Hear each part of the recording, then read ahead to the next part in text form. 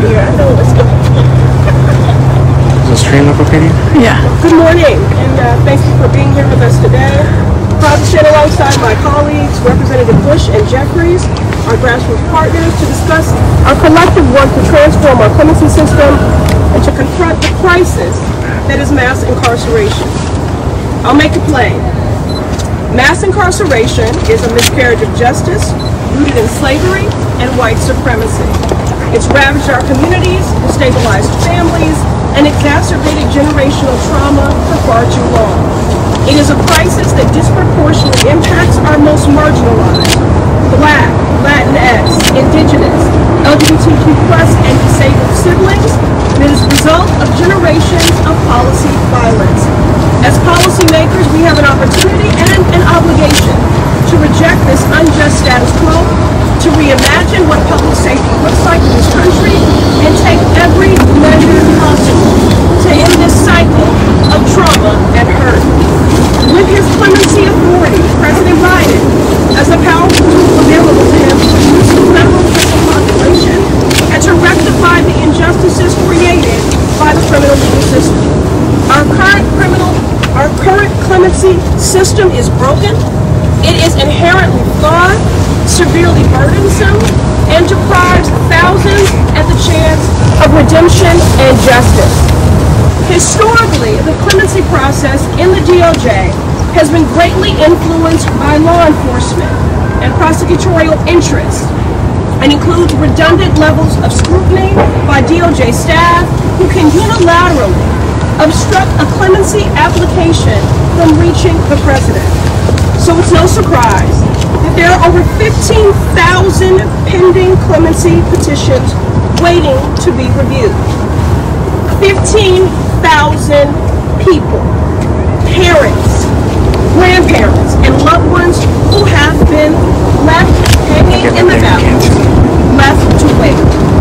Wait for their chance at redemption, wait for their chance at justice. Justice delayed is justice denied. The Fixed Clemency Act, which I am proud to introduce alongside my colleagues, Representatives Bush and Jeffries, will transform our broken clemency process by replacing this redundant and unjust DOJ process with a new and independent U.S. Clemency Board. This board will be comprised of experts in fields like behavioral health, rehabilitation, and reentry, appointed by the president, including a person who is formally incarcerated.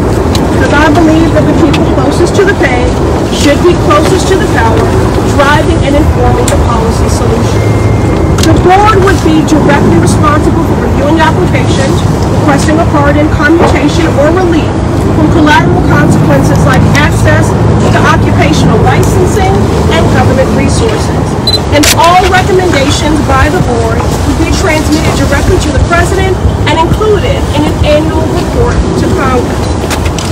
Our bill makes the clemency process one that is transparent and independent, and would streamline the process, making it easier for the president to use his clemency authority to clear this unjust backlog. People's lives hang in the balance. Congress can and must act, because our mass incarceration crisis is one of our country's greatest failures. It is a policy failure. It is a moral failure.